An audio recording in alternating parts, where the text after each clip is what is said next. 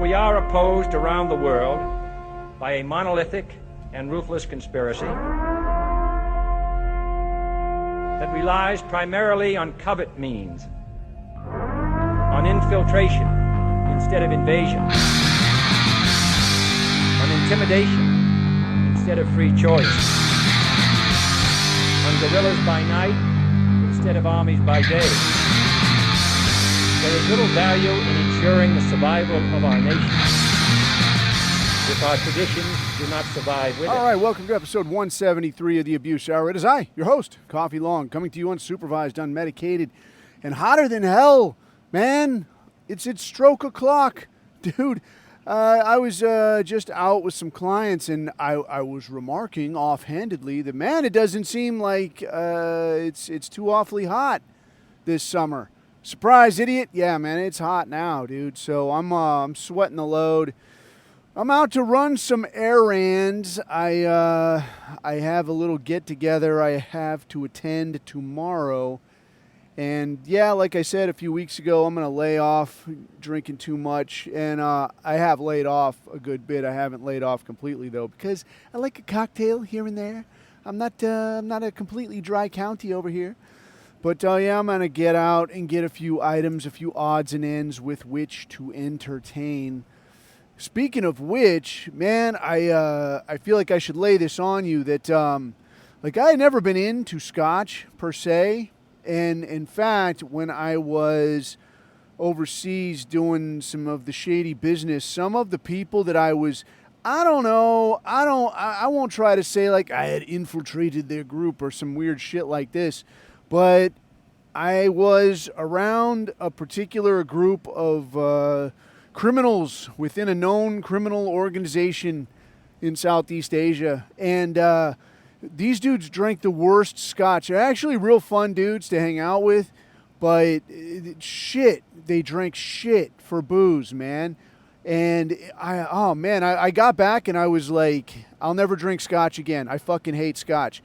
Because all I had ever had in the way of scotch was like, I'd have like a Johnny Walker or something with a warm Coke or something. And then you're sitting there, you're already sweating like a rapist. So I'm like, what is this, dude? I don't like this. And it only ever reminded me of just sitting there miserable. So I'm like, no, dude, I'll never drink scotch again.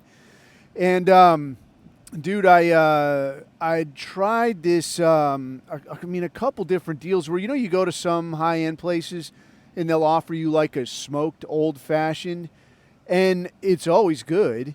I'll get the smoked old-fashioned. And then if you get like a smoked rye old-fashioned, even better. And then I saw, or I got a little taste. Some dudes, for my birthday last year, somebody sent me I don't know what you would call it, like a grab bag of like different whiskeys, and like all in like little 2-ounce bottles. And one of the ones that was in there was this, and I think I mentioned it before, this deal called Cairo, like Kyro. I don't know where it's from, whatever. I don't know. I don't care. But it was a smoked rye whiskey, and I was like, this is really good. So I was looking for it, like I'm looking online, like where can I find this smoked rye? And I couldn't find it nowhere, and I finally found it somewhere, and it was spendier than I thought it would be, and I was like, man, what a pain in the ass just to get a smoked whiskey product. And then suddenly the light comes on, and I'm like, oh, wait, no, smoke, yeah, okay, I mean, why not scotch? But what do I know from scotch, right? So I start reading up on scotch, and apparently there are, I think it's 5 particular regions/styles from whence scotch comes. And I mean, I ain't like your scotch guy. I know there's cats that are really, really, really into it. I ain't that guy. I don't know so much. I know what I read, over a few days last week.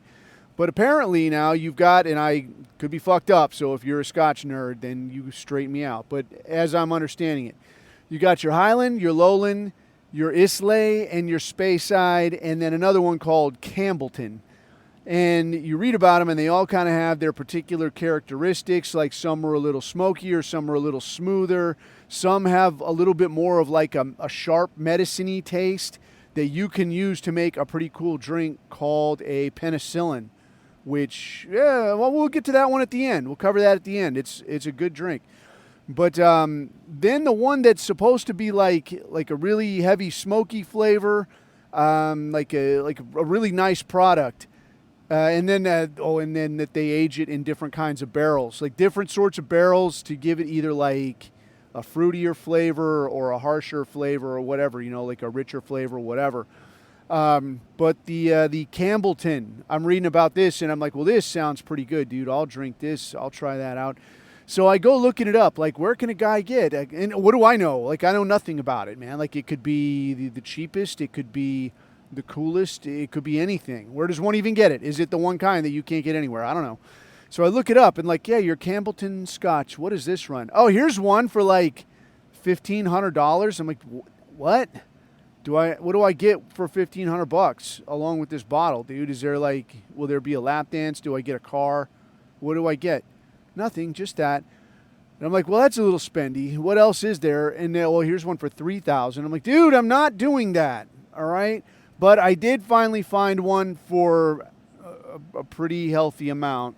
And I kicked down a little bit. Not $1,500, not even several $100s, but more than I would usually pay for something. So anyway, I get a hold of this stuff and tried it out, and I'll tell you what, I'm almost always prepared to be underwhelmed by things. I'm 99% of the time, I'm like, okay, well, that was bullshit, but this, I got a hold of this, and I'm like, well, let me just give it a little smell. I'm like, whoa, that's pretty impressive. That smells nice. And usually I'm one for mixing a drink. Like, I'll mix up something and, enjoy.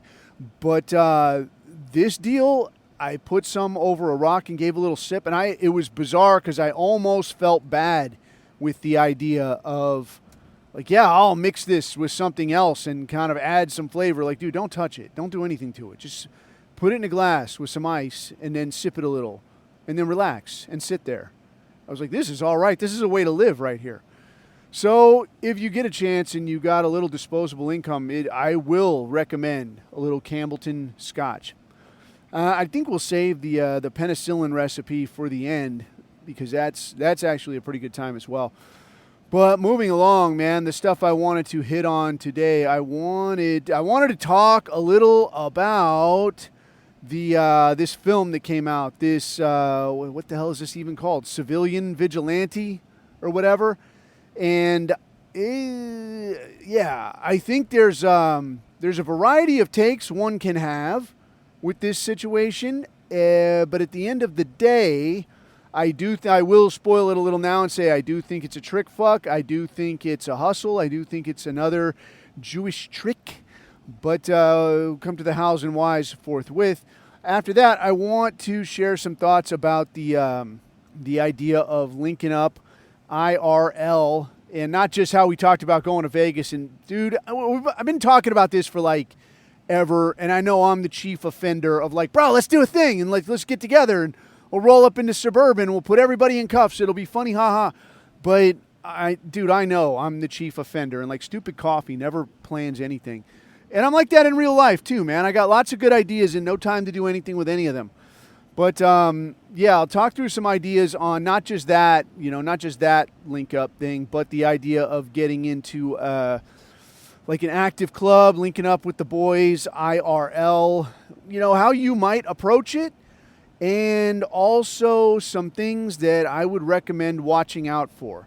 And I guess to preface that just out of the gate, I'll say, like, yeah, there's the concern, like, well, Coffee, maybe you're a fucking fed and you're feeding me, fucking lollipops over here, and you're just setting me up to be trick fucked.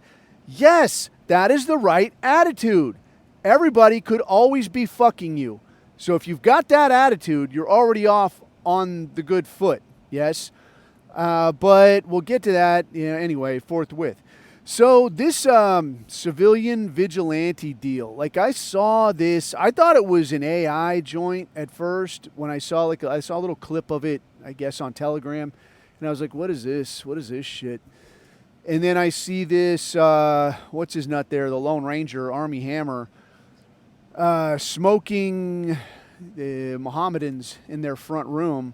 and giving them, giving them a little lecture, giving them a little what for, giving them like the reverse grip of the supervillain speech, about I'm going to take over the world, and you'll see I've got everything I need, and once they pay the money, I'll have access to every solar battery on the planet, and you'll all be my slaves. So like giving this whole, long to do.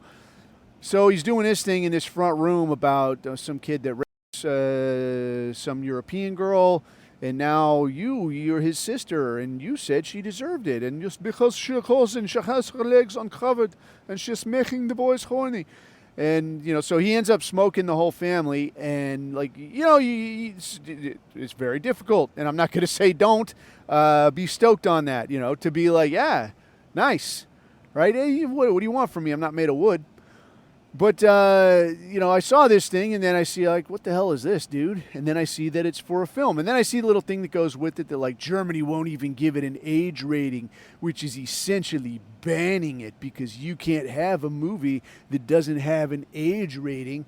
You're like, whoa, hot shit, banned movie. A banned movie about smoking sex offenders and violent immigrants? Well, that's red hot. Hot fire. Sign me up. Where do I get some? So I knew a dude then a dude that I was working with was like, hey, this is out. You can get a hold of it somewhere. Like, look for it. You can find it. You can watch it. And I was like, no shit, really? I'll look at that. So on the way back, on my flight home, I get a hold of this thing, and I'm like, yeah, I'll look at this. So I'm watching this, and, and like on any airplane, dude, you're in and out. But I watched most of it, I felt like. And I'm looking at it, and a lot of spots it is like you get that little rush of like, yes, fucking finally, a little entertainment, like a little off-gassing valve, that conveys how you feel about a thing. It's not a thing about a gay kid who comes out to his folks and they disown him, but then he joins a musical with a bunch of other kids and they all are the hero or whatever. You're like, what is this shit, Finally, something that speaks to me, right? Like, oh, look, fuckers are getting theirs. Some judge that turned them loose, he's getting his. Hooray, all this shit. But now, as you take time now, once you're done being excited about this, and now you could sit and look at it and you go, oh, wait a fucking minute here. Let me think through this a little bit. There's a lot in here that is very, very, very, very, very, very Hebrew. Very Hebrew. I didn't know till I saw it in the chat, man. This Army Hammer guy, what do I fucking know from Army Hammer, man? Like, this guy, what kind of dipshit name is that anyways? What the fuck? Anyway, so this guy, I guess he was the Lone Ranger guy in that movie, and no, he wasn't Captain America, was he? I don't know who all he was or where all he has, whatever, portrayed. But this guy apparently, as I'm understanding it, is at least half Jewish. So that right off the top, I was like, all right, so wait a fucking minute. All right, so now I got to go back and I got to think through this thing with fresh eyes and think like, all right, what were you trying to fucking sell me here? So when I look at it from that perspective, now I look again. And I think back to this movie where he's out here putting motherfuckers in check and what have you, right? And who was he leaning in on? Okay, a lot of Muslims. He's working over a lot of Muslims. I think one African. There was one African, and he even gave that guy a free pass the first time around. But he was more like just a hanger-on, not even really like the chief offender. There was one scene where he needs to get some intel. Yeah, he needs to get some red-hot intel about some shit. I don't even remember what's going on, who's trafficking to girls and this. So he goes to some cat house, some 4 floors of horror situation, and he gets in here with one of these hookers who is, presumably trafficked, I'm guessing. I don't know how that rolls in Europe. I mean, like I was saying, working in Asia, nobody's getting trafficked so far as I was aware. Like, these women are beating down the door to get into this racket because you're making crazy money and doing what? Like, you just go home with some American military dude and he's got business wrapped up in 30 seconds and you're out the door with a week's wages. Like, what's not to like, right? So they're going nuts for this. Nobody's trafficking shit. But Europe, I don't know. I mean, I like to think that if a woman is involved in that, coming out of Europe, that she got pushed into it. I don't like thinking of white women doing that kind of thing. So, anyways, so back to live action now. Your Army Hammer, and I don't remember what the fuck his name is. Oh, Sanders. I guess his name was Sanders, which is, it's very, very, very toes on the line. Like, that feels real close to like you're trying to squeeze a Yarmulke in on me here someplace. I'm not sure what to think about this. And anyway, Mr. Sanders, oh good. He gets in here to this cat house and he gets some girl. He gets her in here. And now he takes his shirt off and he's got some Hebrew character right there, some Hebrew letter. And I think one of the dudes in the chat says this is like their letter for A or Alpha. I don't know, fucking whatever. But I'm not completely sure. Well, as I understand it as well, that this is not something they put there, that this is a tattoo that he actually has. If they didn't want that in the movie, it would be real fucking easy to just shoot from a different angle. Maybe like have it where it's not a shirt he pulls off, it's a shirt he unbuttons a little. And then you go to a different angle or whatever the fuck, and we don't see the Jewish character. Yes, but we do prominently as this European girl is going down on him, right? So what am I meant to take away from this? Like, so a Jewish alpha, if we think of this as like an alpha male, but Jewish, and now here's this European girl, and he's just, what is he really doing in here? Did you have to get a blowjob to collect this intel? Is that how it went down? I mean, that's, I've seen this dance before, right? Like, yeah, dude, I got to get over to the strip club and see what's going on. Well, what is going on? I don't know, but I feel like if I go often enough, I'm going to figure something out. Like, this is gratuitous. This kind of thing to me, then, is one of these things that's like, you see it on one level and it's presented to you on one level and in one context. But when you think about it again later, like, what am I actually looking at here? Oh, well, what you're looking at here is a European girl blowing a Jewish alpha. Yes, that's really what this comes down to. So when I see that, then I got to start thinking, okay, wait. Now what else is going on here? There's more going on here. Like, you're sliding this shit in here. Like, you're being slick about this. And if you think about it, the whole film was clunky as fuck. Like, the dialogue was shitty, the acting was shitty, the way the story unfolds is shitty. Everything about this sucks. Nothing about this is worth a shit. So why is this so fucking smooth? Well, for my money is that it's not by accident. So that you look at this thing and you're like, yeah, this is kind of dog shit. This is one of these ham-fisted, like, you know, just lay it on out there. Like, it's not about the art. It's just about the message. I just want, you know, gratuitousness at every turn. And that's what you walk into this expecting and thinking and seeing. But now they're sliding this thing in on you very underhandedly in a very kosher, coin-clipping, chicken-swinging fashion. So he's doing this thing, and now I don't remember where he goes after that. He goes to go do something.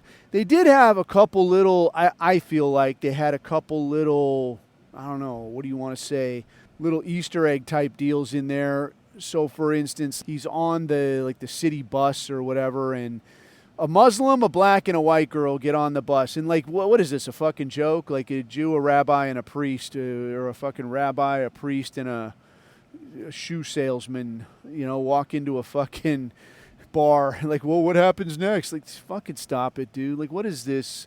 Burger King Kids Club of Crime or whatever here.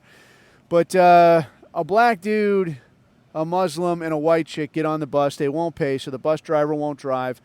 So this guy, he's on there, and they're careful to show you that, like, he's got his phone in his hand. And now when you think of, like, why doesn't he just beat him down, or why doesn't he smoke him? So he gets up, and instead of making a scene, he pays for all three of their bus tickets, which is, as a white man, what you're basically doing anyway. Like, these people want to be a pain in the ass, so just to keep the fucking show moving down the road, you pull out your wallet. Yeah, sure, typical, right? But he does this, and then sits down next to them and starts lecturing them, like, just straight lecturing. Like, anybody with their right mind would be like, look, dude, I'll pay you twice my own ticket if you'll just shut the fuck up. Like, what is this? I don't want to hear this. But he sits down, gives him the lecture. The guy goes to reach for like a knife or something. The guy pulls out a pistol, sticks it in his ribs, and is like, today's the luckiest day of your whole life, buddy. You're going to thank me later. You'll thank me one day. And, yeah, whatever, guy. But I guess what you're meant to take away from this is like, yes, he's got his own phone with him, so he's not going to smoke this guy here. He's smart. You see, he's smart. That's why. Anyway, as the story unfolds, you find out that this guy is actually a real estate guy. So, I mean, the Jewishness, it emerges, right? The dudes are emerging. The Hebes are emerging. And he goes to check on his holdings. He goes in there at the office, but it's a surprise visit, Goy. You didn't know I was coming, and now I'm here. So he goes in there to check on his holdings.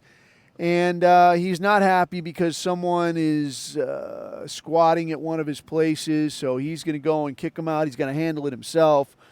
Then he walks out to the rest of the office, and he's like, yeah, it's stale in here. I'm going to get some new blood in here. And I saw one take that like, oh, yeah, so you're not happy that shit's not happening fast enough for your liking.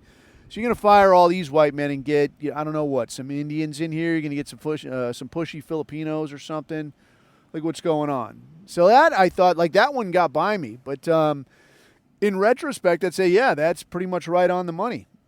So anyway, he moves along, and he's going, and if I'm spoiling this for you, I don't give a shit. Like, this movie was horsecock anyways. I can't say I would honestly recommend it. You know, after the initial, like, oh, yeah, get him.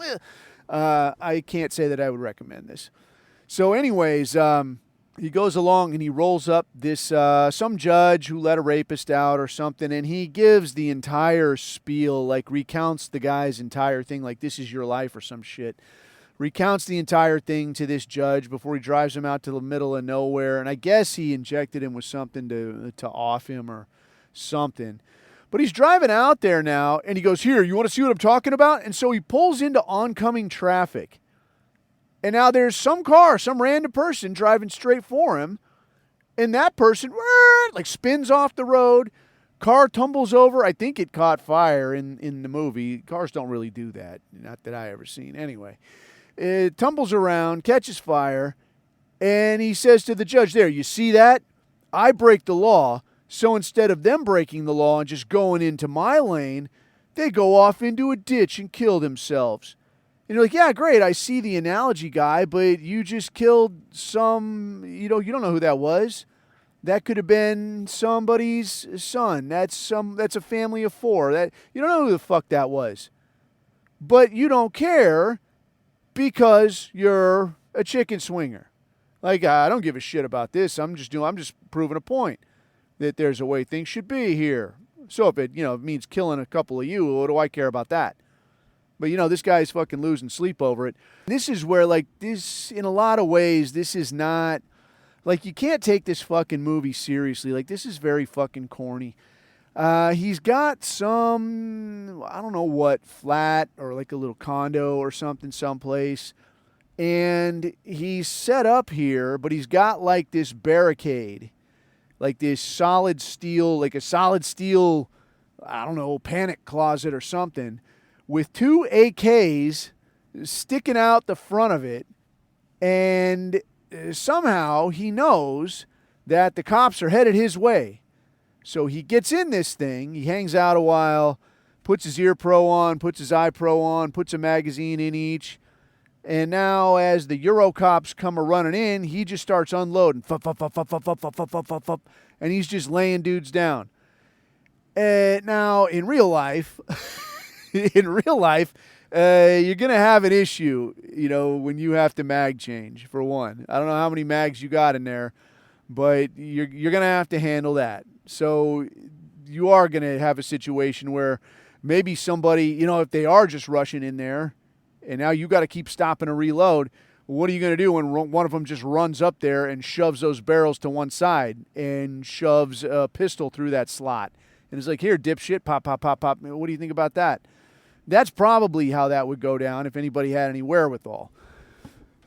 Instead, it becomes like video game thing where you just sit there and there's a Hollywood mag and and he just keeps laying guys down. And they just keep running in there, 100 of them or so, and stacking up and climbing over each other so they could get shot next. And then finally, the final boss, the head cop, runs in there. Or no, he doesn't run in there. They somehow he vanishes himself out of there. Oh, he's got a little tunnel out the bottom, right? So he's got a little tunnel. He escapes out of there. And now when they go to crack open the little panic closet, it explodes, and the head police guy gets burned on part of his face. Of course, he's not going to die because he's the final boss. What do you want here? But it was fucking corny, like it never really addresses the thing of like, so where did you get all this shit? How's it you're able to do all this other shit? Like, is there not, if you've got enough influence that you can get weapons and lots of rounds and all this shit built and a giant fucking place where you can dig a tunnel and jet out the bottom or any of this shit, like this story is weird. This story's fucking weird. And you might say, like, well, Coffee, don't be a fucking kook about it, man. It's just a story about killing violent invaders or whatever. Yeah, okay, but I mean, when you peel this thing back a little bit, what is this actually about then? If you want to look at it like that. What is this actually about? Because what does he fucking say throughout the thing? He's got his little, QAnon videos that he sends out.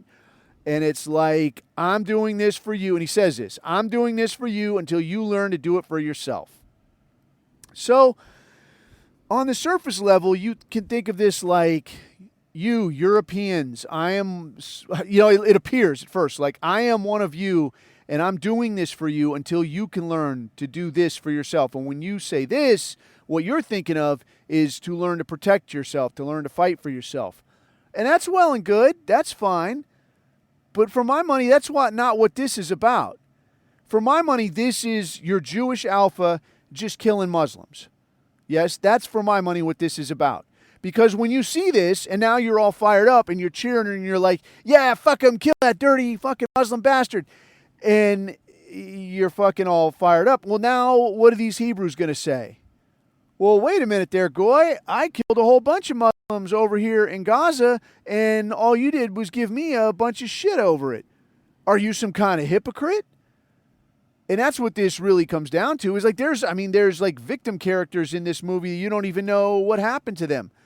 He goes to see some woman in the hospital and like, the men who did this to you, do you think you got justice in how they were just released to walk around on the street? Is that what you want? Tell me what you want. You don't know what happened to her. You don't really know. They don't ever really say. This is just some deal where like, he's just a guy killing Muslims. He's just a Jewish alpha killing Muslims. And you're just supposed to fucking cheer for him. So now, if you try to come later and be like, yeah, this Gaza thing, this Greater Israel thing, me paying for it, I'm not good with this. Well, wait a fucking minute there, Goy. You were good with it when you saw it on TV. What are you some kind of hypocrite? What is this shit?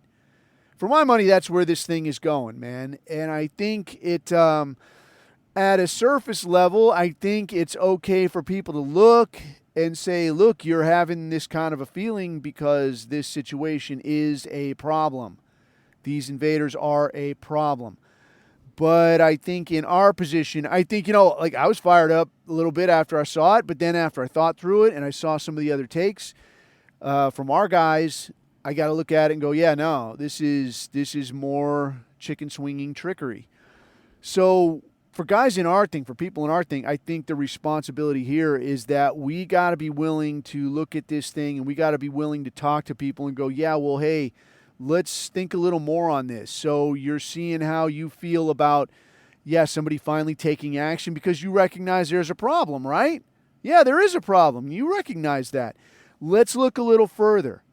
Because like we talked about last time, man, like these Muslims, they don't think that they're doing the wrong thing. They think they're maintaining the way things ought to be by punishing women who dress like Western women, by treating them like the whores they appear to act like, by cracking down on infidels. They think they're doing the right thing, and they're going to keep doing that shit.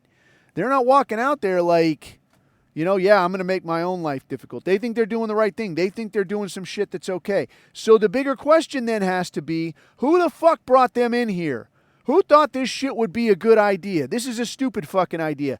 Who thought it would be a good idea not just in one or two countries and let's see how it goes, not just for a year or two and let's see how it shakes out, but let's do it in every formerly majority white country for decades on end. And then when it starts to go fucking sideways, we'll just say, "Nuh-uh, goy, you're imagining things. The problem here is you.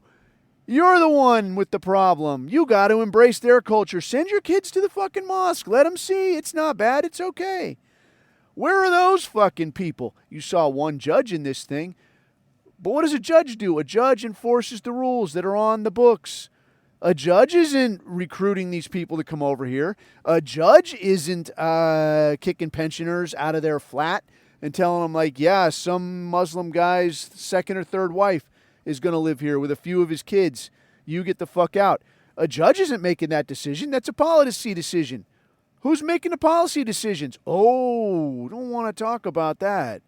We don't want to touch on that kind of thing because that might get somebody in trouble. Now you start pulling that string a little bit, and what do you always find when you pull that string? So this, I think, is a kind of conversation that we, being who we are, need to be ready to have with people when this movie comes up. Not if it comes up, but when it comes up, because I think a lot of people, a lot of normies are definitely getting a look at this thing, and I think it does have the potential to function like, I mean, I think I see what they want it to function like, but I think it has the potential to do that American History X thing where, like, no, go, you're supposed to see the Jewish letter there. You're not supposed to care about him banging this hooker. You're not, oh, no, it's all gone sideways.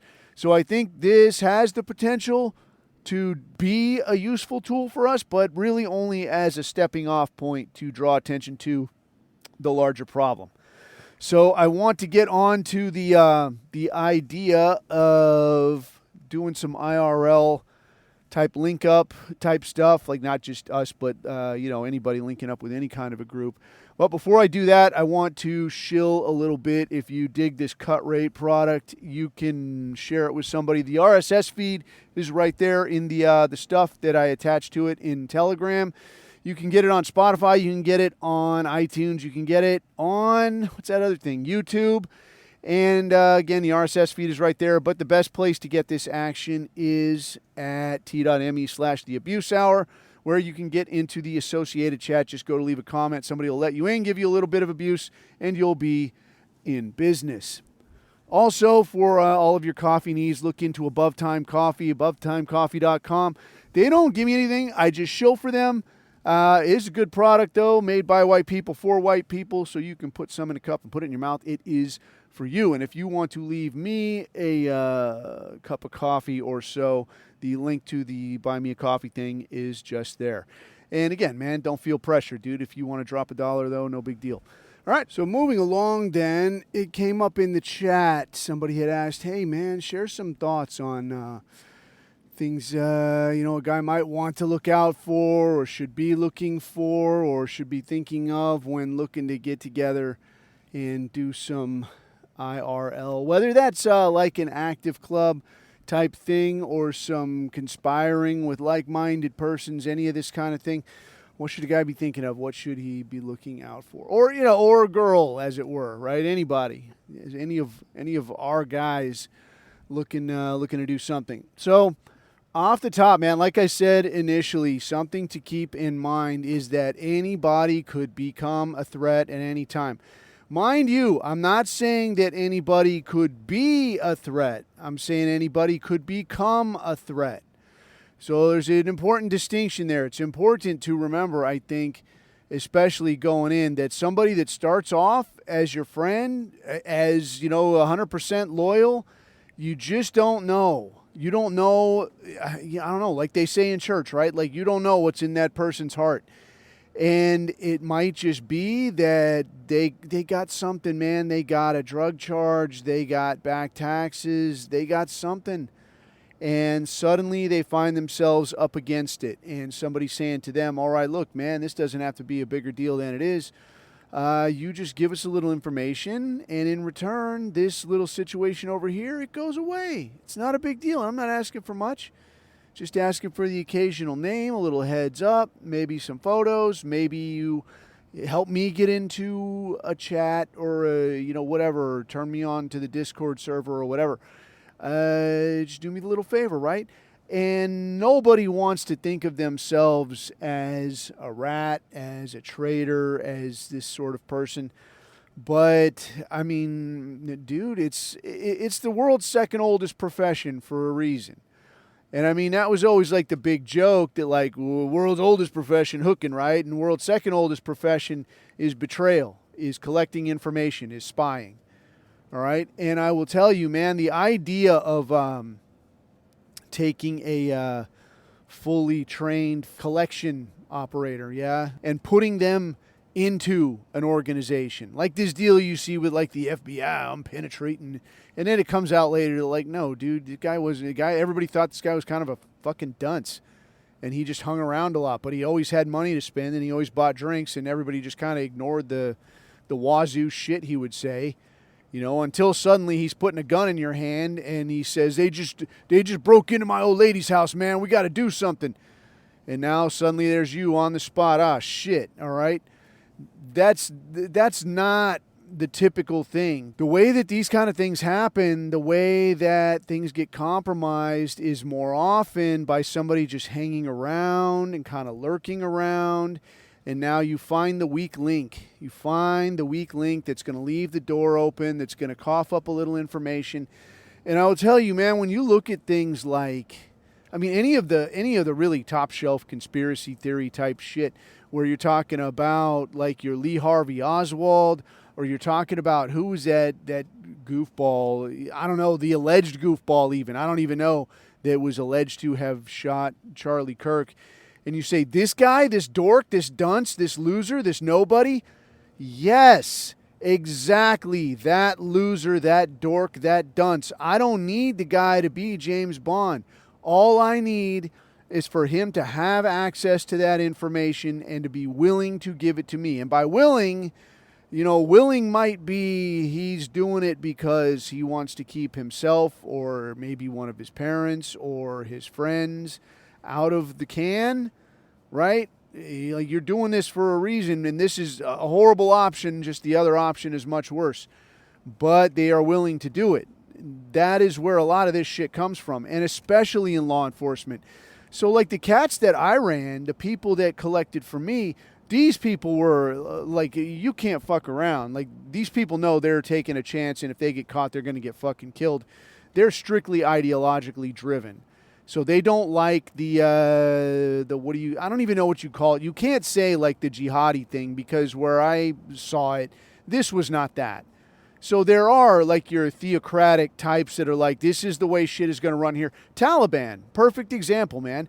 But they run a tight ship. They, even if you don't like the rules, they tend to apply the rules uniformly. So where some people might not like it, most people will be like, all right, at least I know where I stand with these fucking guys. So they'll go with it. On the other hand, what I saw was like and guys would tell, like regular people, everywhere as I fucking went, they would tell me this shit all the time. They're like, yeah, man, these fuckers, they'll roll into town and they're just criminals, dude. They're not even Muslim. They roll in and they tell people, like, you can't even look at me, bro. I'll cut your fucking head off. Give me some money to support the fucking jihad, bro. And they'll move into your house. They'll eat your food. They'll take your stuff. They want money. This is bullshit, you know. So people would be opposed to this, and then people will come to you like, hey, bro, I can tell you where they're hiding out. Just please don't tell anyone. Like, man, I'm not going to fucking tell on you. Like, you're keeping me in business. So, yeah, they'll come and they'll give you information, and a lot of times you got to train them up. Like, this is what I need you to tell me. Don't tell me, like, they will be here soon. You must surround the area. That pissed me off, dude. I know I've mentioned that before. That drove me fucking nuts. Fuckers will do this because they're not very smart. They don't know any better. They think they're helping, but they're like, you must surround the area. I'm like, next person says surround the fucking area. Say it. See what fucking happens. But, you know, they think they're fucking helping. Anyway, point is, a lot of times, like where we would run, or actual professional, you know, collection officers, the way they're going to do this, they want ideologically driven people. People you don't got to leverage, people you don't got to strong arm, people that aren't going to just bring you something. I'll bring you the absolute minimum it takes for me to get paid. And then next week I'll bring you something else shitty, and the week after that something else shitty.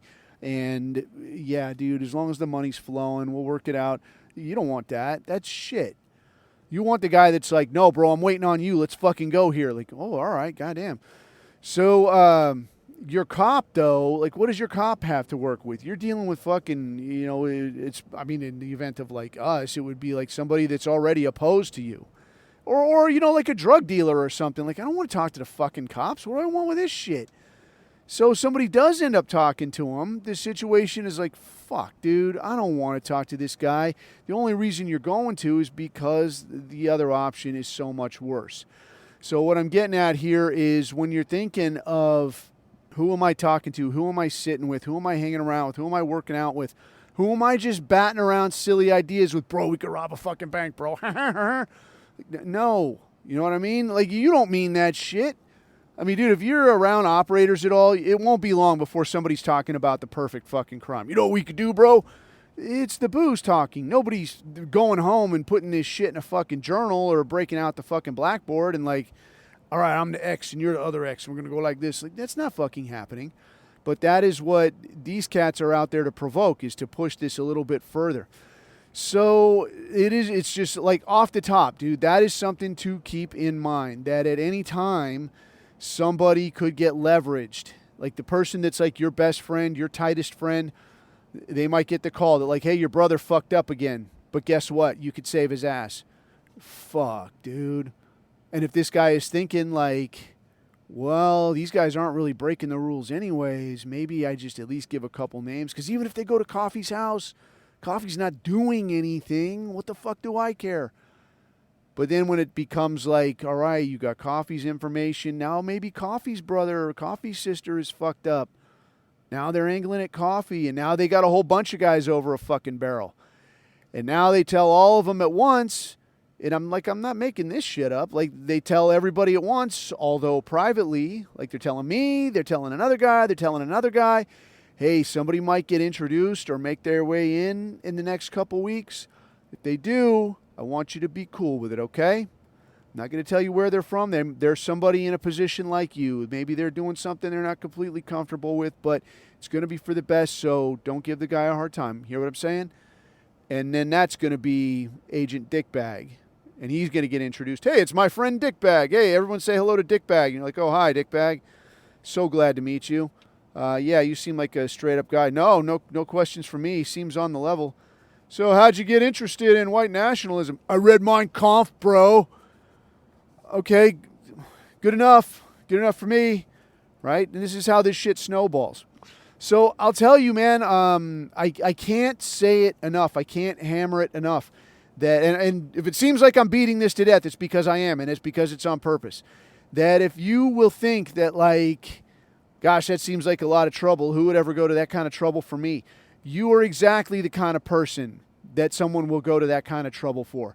You're not the end-all, be-all. You might be just the first step. You might be the second or third step. You might not have anything specific that they want. You might have something that they don't want now, but maybe they have later. This is how this shit goes. So I can't say it enough times. You need to be suspicious of everybody. So rolling in, I would say off the top of my head, something that has always rubbed me the wrong way, especially, I've seen this a lot of places, is that the idea that you've got to have like some kind of fucking name or like the name for our club or whatever. You don't have to have that shit. You know, John Law is not going to care if, look at like the Mafia or whatever. They just call it our thing. He's just a guy who's one of our guys. But they don't give a shit what you call yourself if you're going to get rolled up on some kind of racketeering charge, some kind of RICO charge. They don't give a fuck what you call it. If they can demonstrate connection that this guy does this and that, he acts on directions from that guy over there, these guys go get money and then they kick upstairs to those guys. It's organized. These people benefit. It's a racket. All that shit has to be demonstrated, but I'll tell you, it's a whole lot fucking easier if you're all wearing jackets with matching names. Yes? So this is where something like your biker club, man, I never really got neck deep into that. I knew a few people around it, so I saw more than I needed to see. But, all I could say is, like, I feel bad for a lot of these cats. So, when there's, like, smart dudes And they're getting roped in with these cats that are like, here, you're going to wear the name of the club right on the jacket, and there's going to be your little name that will be easy enough to find. And you can be most prominently recognized on your motorcycle, your means of conveyance, where we can get your license plate, get your true name, and where you live, and we can just take it from there. And then we're going to go do crimes. Sound good? Like, what the fuck, dude? Come on. So, in this sense, I would say, like, keep things for what they are, dude. If it's going to be a fucking secret, keep it a fucking secret. If there are parts of this, and let me hit this too, if there are parts of a thing that you want kept private, right? Like with us, with our thing, we keep our political ideologies, right? We're not allowed to have this shit. It'll get you fired. It'll get you identified. People will say, oh, this fucking guy, can you believe this shit? They'll get in your ass over this. So if part of it needs to be secret, then all of it needs to be secret. And I appreciate, man, the guys that are talking about, bro, I ain't no fucking punk. I ain't no fucking scaredy cat. I'll go out here with my name. I'm big and bold. And dude, you're not helping yourself. I mean, that's like you're making that argument that you see online, like, what are you, coward? Why don't you use your real name? Put your picture on the thing. Because I'm not fucking stupid. That's why. That's why not. And is it bullshit that you can get rolled up over your opinion? Yes, it is. But that is the state we're living in, man. I mean, these cats in UK were not too fucking far behind, man. You see these tiny hats pushing. They're pushing hard like places like Florida. I mean, you see somebody gets rolled up. People are going to jail for using the hard R. Like, oh, you were intimidating this person. You're fostering racial hatred. You're going to have to go to jail, and you're never going to get fucking hired now. I mean, that's arguably worse than going to jail. At least you go to jail, you're going to have food provided. If they just come with a thing of like, yeah, you're never going to work again. That's all. Your name's fucking blackballed. Well, that's arguably worse, man, because now there's no way you can fucking eat. You got nowhere to live. You got nothing to eat. Because these people don't like an opinion you have, don't like something you said. So if part of it has to be secret, then all of it needs to be secret. Not this biker club shit where like, no, bro, we do a toy run and we just put on a little kegger, bro. And then the only time we do like crime shit is over here someplace.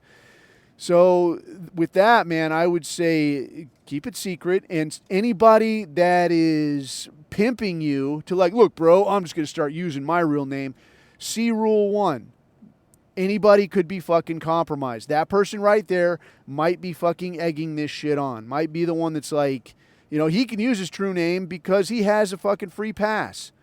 He's doing this shit to get his brother out of the fucking clink or some shit. So, hey, here's what I want you to do. I want you to go in there, start talking about how people are sissies if they're using fake names. Coffee, what kind of fucking name is Coffee anyway? What the fuck is that? Make fun of the guy. Tell him he's a sissy lala. Get him to use his real name. Do a little picture, man. Get a little photo up. Everybody join arms and throw a Roman. And let's hold this flag too. Let's get a little picture up in here. Yeah, that's what I'm talking about. Look at this. Everybody hold a name tag with your true name on it. Let's do that. Like, come on, dude. If it feels funny to you, it's because you shouldn't be doing it. All right. So that's the other thing, I guess, then, is if you get to a spot where people are pimping you for this information, there is nothing wrong with saying, I'm not interested, man. I'm going to hang back a little while. You don't even have to say it. You just stop showing up. And then in the unlikely event you ever get questioned later, you can just say, yeah, dude, these guys seem like weirdos. I didn't like them. Didn't hang out with them. Yeah, I saw you only hung out with them 2 or 3 times. But yeah, you were involved. No, I wasn't. Nah. Yeah, you got a picture of me. Yeah, they were getting really weird. They're doing a lot of weird stuff, saying a lot of weird things. Like what? I don't remember. It was too weird. So I just stopped going, though, man. Stopped hanging out with them. And kind of the example there, and I'll tell you this, dude, I don't have any experience with Patriot Front. Never, so far as I know, never interacted with them. I did have some experience with one organization, and they were respectful of people's privacy, and I thought that was cool. It does appear, though, that I don't think there was proper, like, penetration where somebody was collecting and passing it on, but there was I don't know, like a degenerate factor, apparently. I don't know that I heard the whole story, but there was something about, like, some guys, maybe they were, like, secret gay, and they thought this might be an all right place for them to hang out. I assure you it is not. But this is just kind of, for my money, this is kind of the price you pay, and I think it's okay to let the bullying do the work. And I hate to say it that way, but I mean, when you've got a thing that's like, I don't know, what could you say, like an ideology that there might be consequences for adhering to, which is bizarre, right? Because, yeah, I'm adhering to like a nuclear family ideology. Take care of yourself. Don't be a degenerate. Foster a productive society. Oh, that's crazy talk. That's what that is. You don't want this place to turn into Brazil? What's wrong with you? You some kind of hateful bastard? Like, yeah, apparently so. So what you're going to see, though, is that people that actually are fucked up, that actually are kind of losers, are like, well, yeah, my problems are because of this. Like, no, bro, your problems are because you're fucked up. Like, it wouldn't matter if we lived in the ethno-state tomorrow. You would still be all fucked up. You would still be a mess. You would still have some emotional issues. You still don't take care of yourself.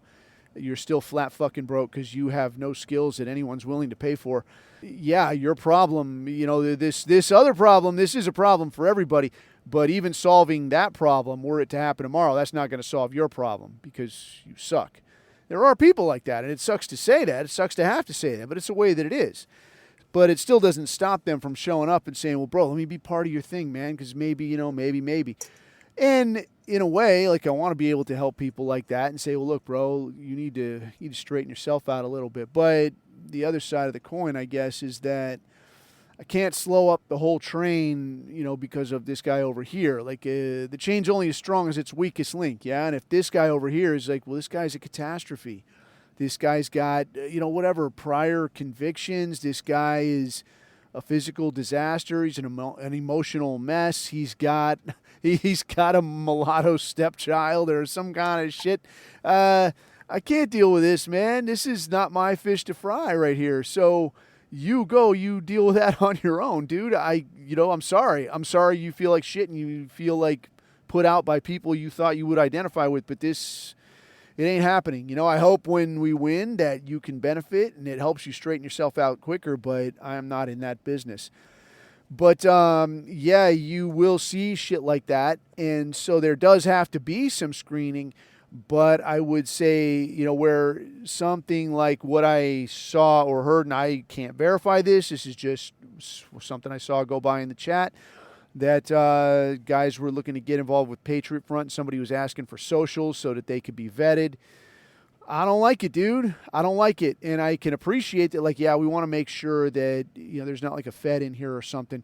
So one, somebody can address that earlier and say, like, bro, I don't remember it off the top of my head. I don't look at that kind of shit. I wasn't in the military. I don't know that. So why would I? I'll get it and I'll get it back to you. And if it's, Officer Dickwad, then he's going to go and get something that's going to work and he's going to send it.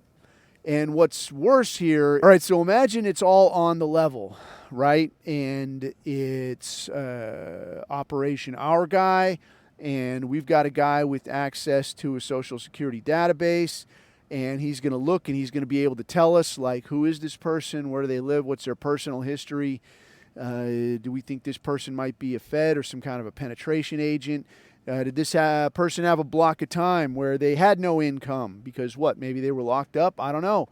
I want to find out. Okay, let's say we have that. But now the bigger problem becomes like, all right, well, what if it is a Fed? And you say, give me your social. And he says, how come? And you say, well, we got somebody that can check all this shit and vet all these people and see who's who in the zoo, by using your social. Okay, well, now that person's going to get fucking hemmed up for misuse of government databases. We don't need that. I mean, that causes a bigger problem. And then that puts you right back where?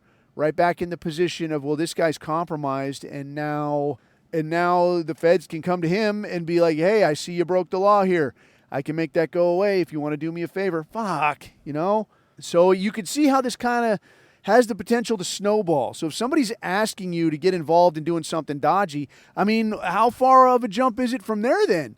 If they say, hey, we've been talking to you, we really like you, I want you to be the guy in charge of helping vet new members and, talk to them, get kind of their background, what brings them here. Go ahead and get their social too. Oh, now you're a party to this. So you knew that this guy was going to be misusing government resources. You were collecting people's information knowing that that's what it would get used for. Guess what? You're on the hook for this too, friend. Except we can make it go away if you're willing to do one or two little favors. So you can see how this snowballs in a big fucking hurry. So what I would encourage then is, one, go in very cautiously, because if you feel like people are looking at you like, is this guy a Fed? Well, that's the way they should look at you. And it's the way you should look at all of them. Yeah, they all trust each other. They might all be in on it. They might all be idiots. So if you get in there and you're like, I don't really like what I'm seeing here, dude, feel free to be like, hey, it's really good meeting you guys. Maybe I'll see you again, and beat it. I would seriously not, I would not allow anybody to make you feel rushed. Like, hey, bro, I need to know some things about you. You want to hang out with us? You want to hang out with us? I need this information. Bro, you give it to me today, or don't bother coming around no more. Okay, I won't come around no more. All right, how about that? And the same way, though, being a new face, it's important to let people give you information, tell you about themselves as much as they're comfortable when they're comfortable. So you don't want to roll in and like, well, so what's your background? So where are you from? So where'd you grow up? Oh, bro, yeah, that's great. Well, I told you about me. Why don't you tell me about you? Dude, they don't know who the fuck you are. So roll in really just like you would in any kind of a scene. Like, dude, don't demand information. Don't flood people with information, because something they're going to think is that you're telling me your whole background, hoping that I'll tell you my whole background. Now I'm fucking suspicious. So again, man, feel this thing out like a first date. Don't reach for the ass, as soon as the first drink is done. Take your time, get to know people, let them get to know you. If something doesn't smell right, if there's any question, there's no question. Yeah? So just something to keep in mind, man. And, if you ever do come to like a fork in the road where it's like, look, here's the deal, man. You need to give us information or we're going to have to part ways. Anytime you're doing something or saying something or getting involved in something, think about being in that cell, putting your hands through the little door to get cuffed up, shuffling off to the chow hall because you got hemmed up for a Facebook comment or for whatever, for not leaving while some Fed was floating his ideas to commit some kind of major crime. All right, I mean, we saw how this went down with your Governor Gretchen Whitmer, where it was just a bunch of shut-ins, a bunch of legit, unemployed, no shit, lives at their folks' house shut-ins with no money, no weapons, no training, no plan, no real ability to do anything, and they got this cop buying them booze and drugs and basically planning out the whole thing. And then when it's damn near go time, then right. Now they're getting rolled up and like, you material planning. And they're like, what are you talking about? And like, no, dude, guys still got time over that. So if you feel like the shit was, the judge was sitting there right next to you, if you could still justify whatever you're going to give up or agree to or say, yeah, no shit, right? If you're cool with that, then continue hanging out with these people. If not, then you need to rethink or cut away or maintain distance, or at the very, very fucking minimum, maintain your anonymity. I mean, dude, I don't give a fuck how many people I meet or how often I meet them. I got one dude in this movement that knows my true name, and he told me, like, I mean, we don't know each other that well. You sure you feel comfortable giving me your name? And I said, yeah, dude, because you're the only guy who has it. So if anything goes wrong, guess what's going to happen to you? And now the tables have turned and like, oh, shit. Yeah, so in a way, you're kind of responsible for me. So if shit gets weird, you know where I'm looking. So, yeah, man, I keep that shit secret. As you could see, dude, like I don't talk about places I go specifically or when I go there or any of these kind of details that somebody could use to like, yeah, I know exactly who this fucking guy is, because the autists are out there, man. They are out there. But with that said, I will say that it's just the same. It is important that we link up and cooperate, even if we're not like linking up in real life, to cooperate, to say like, bro, I'm hearing this. Are you seeing this? What do you think about that? Share ideas, coordinate efforts where you can. This is what makes us stronger. Yes. But again, it's kind of a tightrope there. Like, you got to do it. It's the best way to get shit done. But it's also something they'll use to hem you up if you can give them the chance to do it. So with that in mind, then, I guess the thing I will close on is this idea of, hey, let's get together and have a cocktail. So I'd kind of floated, like, said some wacky shit. Oh, I know what it was. It, like, the SPLC paying extremist organizations, like, shit tons of money to, I don't know, spread extremist content or whatever. And I'm like, well, hey, where's my money, man? I'm doing the best I can. Maybe I'm doing too good of a job.